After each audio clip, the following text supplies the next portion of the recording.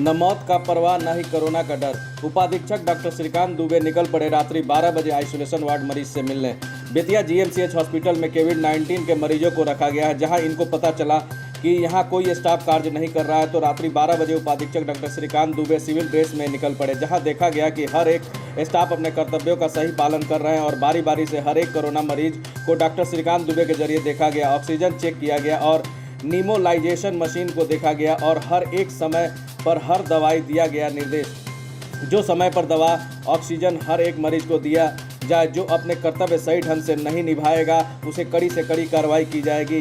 कहा कोरोना जैसी महामारी में डॉक्टरों और कंपाउंडर बिना डरे कोरोना जैसे महामारी में अपना कर्तव्य सही ढंग से निभा रही हैं। जैसे में रात्रि 12 बजे बेतिया जीएमसीएच के deputy superintendent doctor Shrikant Dubey बिना पीपीई किट पहने चल पड़े आइसोलेशन वार्ड के तरफ, यह जानते हुए कि जहां कोरोना मरीजों को रखा गया है न ही उनको मौत का डर था। मरीजों को देखने का, उनका हाल जानने और जाकर पूछने लगे कि क्या आपको सभी ज़रूरी सामान मिल रही है, क्या आपको ऑक्सीजन टाइम पर मिलता है, और पूछने लगे कि नीमोलाइजेशन करने के लिए आते हैं या नहीं।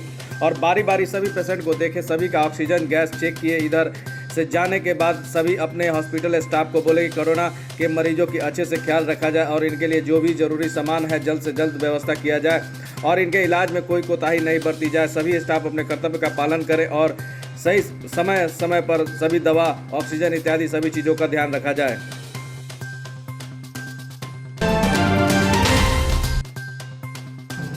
पश्चिम चंपारण के बेतिया में जल जमाव की स्थिति सुधरने का नाम नहीं ले रही है। बेतिया का कोई भी हिस्सा पानी के जल जमाव से ऐसा नहीं है जो कि त्रस्त नहीं है।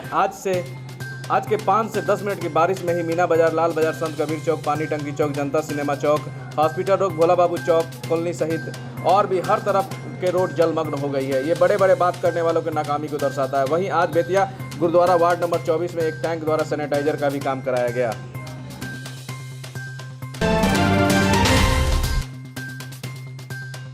नशे में धुत पिता ने अपनी 1.5 माह की पुत्री को गला दबाकर मार डाला। घटना मझौलिया थाना क्षेत्र के मझौलिया पंचायत स्थित वार्ड नंबर 14 की है।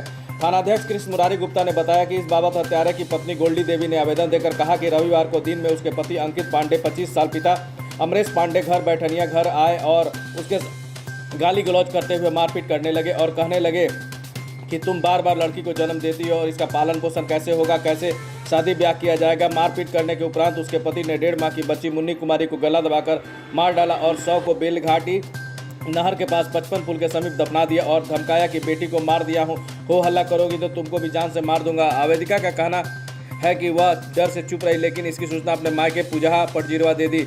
इस घटना की खबर मिलते ही आवेदिका के पिता, चाचा, भाई और अन्य परिजन मझौलिया आ पहुंचे और 100 को गड्ढे से निकालकर पुलिस को सौंप दिया। गोल्डी देवी ने थाना में आवेदन देकर अपने पति अंकित पांडे और सास उर्मिला देवी को नामजद किया। पुलिस ने बच्ची के 100 को कब्जे में लेकर पोस्टमार्टम के लिए सदर अस्पताल बेतिया भेज दिया। इधर आरोपित घर छोड़कर फरार हो गए। इस घटना से मझौलिया में सनसनी सी मच गई है।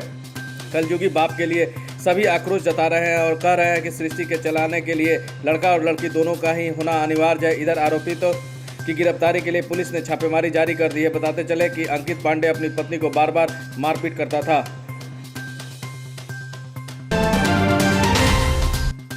पश्चिम चंपारण के बेतिया जिला मुख्यालय, लौरिया प्रखंड मुख्यालय हो या जिला के अन्य जगह, सभी जगह उड़ रहा है लॉकडाउन की धज्जियां।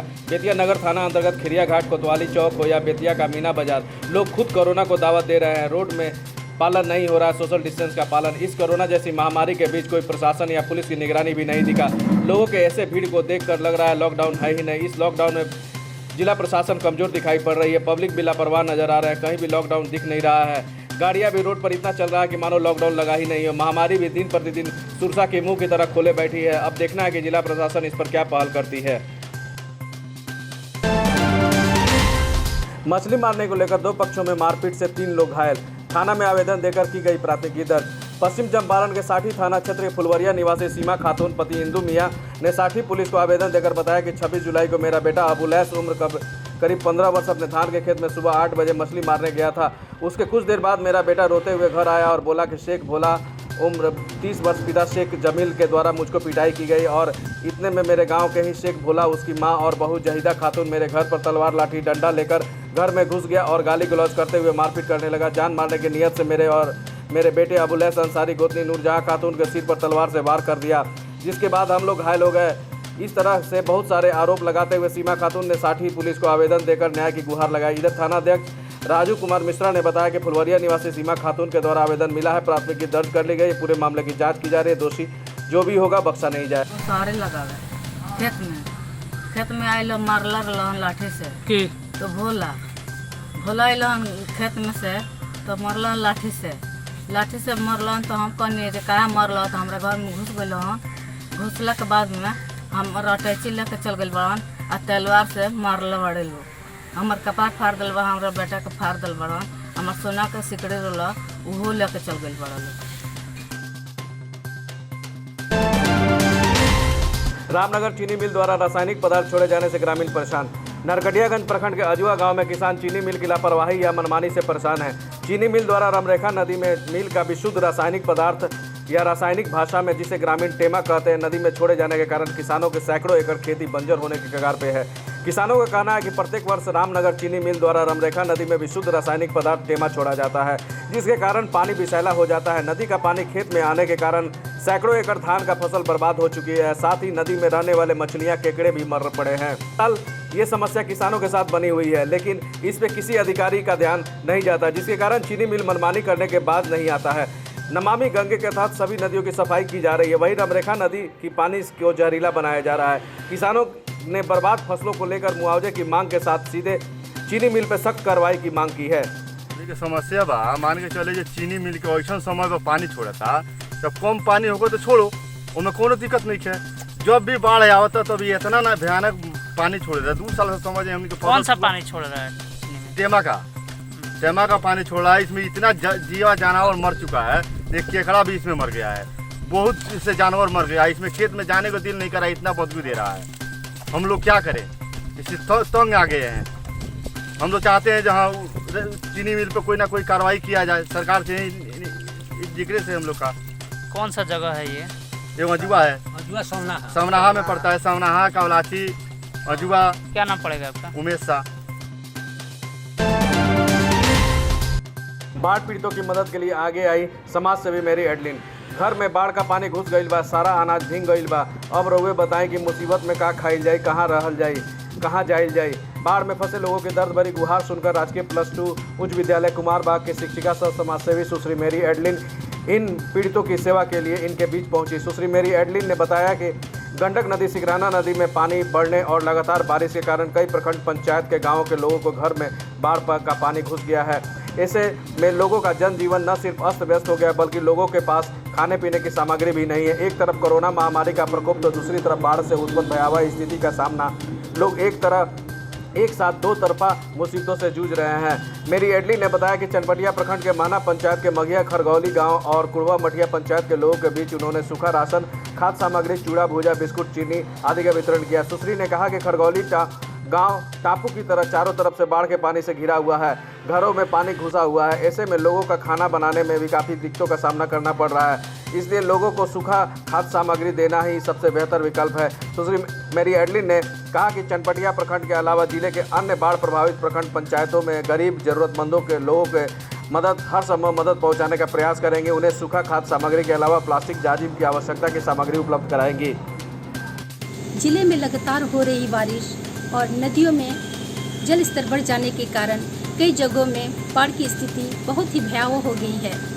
आज चनपटिया प्रखंड के महना पंचायत के मघिया खरगौली गांव में मैंने लोगों की स्थिति को देखा। उन लोगों के बीच में मैंने खाद्य सामग्री वितरण किया। लोगों की स्थिति इतनी दयनीय हो गई है, वे चारों तरफ से बाढ़ के पानी में घिरे हुए हैं। उन लोगों के घरों में घुटने भर और कमर तक पानी घुसा हुआ है, जिसके कारण खाना बनाने, मवेशियों को रखने के लिए काफ़ी परेशानियों का सामना करना पड़ रहा है।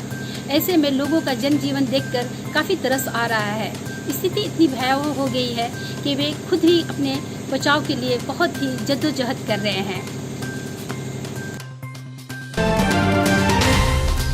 बगाम में महिला टीचर की हत्या, घर से जेवर लेकर फरार हुई अपराधी। बगाम में अपराधियों ने बड़ी घटना को अंजाम दे डाली। घर में घुसकर एक महिला टीचर की हत्या कर दी है। बताया जा रहा है कि सरकारी स्कूल की टीचर घर पर अकेली थी, जिसका फायदा उठाकर अपराधियों घर में दाखिल हुए और महिला टीचर की हत्या कर दी और वहां से जेवर लेकर फरार हो गए। मृतका के पति ने बताया कि उनकी पत्नी घर में अकेली रहती थी, वे और उनके बच्चे बाहर नौकरी करते हैं। स्थानीय लोगों ने सोमवार को उन्हें सूचना दी। उनकी पत्नी की मौत हो गई है, जिसके बाद वे अपने बच्चों के साथ मौके पर पहुंचे तो देखा कि रागिनी के सिर पर चोट का निशान है और उसका जेवर, चेन, कान के बाली गायब है। आते आते 5 बजे तक हो जाएगा। ये लोग जब बेड पर से उतारा है तब ऐसा महसूस हुआ है कि हत्या किया गया है और गले में इनके सोने का चेन था, कान में बाली था, वो कुछ भी नहीं है, वो नोच के निकाल। बेतिया जनता सिनेमा चौक पर मास्क नहीं पहनने वाले महिला थाना द्वारा कटी गई चालान, देना पड़ा जुर्माना। इस कोरोना महामारी में महिला थाना के प्रभारी और उसके सहकर्मी द्वारा मास्क नहीं पहनने वाले के ऊपर कार्रवाई। थाना प्रभारी पूनम कुमारी ने बताया कि लॉकडाउन लगी है जब से रोजाना जनता सिनेमा चौक पर 10 बजे से सुबह से लेकर के शाम 6 बजे तक मास्क नहीं पहनने वाले के ऊपर सरकार के दिशा निर्देशानुसार रसीद काटी जा रही है, जुर्माना लगाया जा रहा है, साथ ही साथ उनसे जुर्माना वसूल भी किया जा रहा है।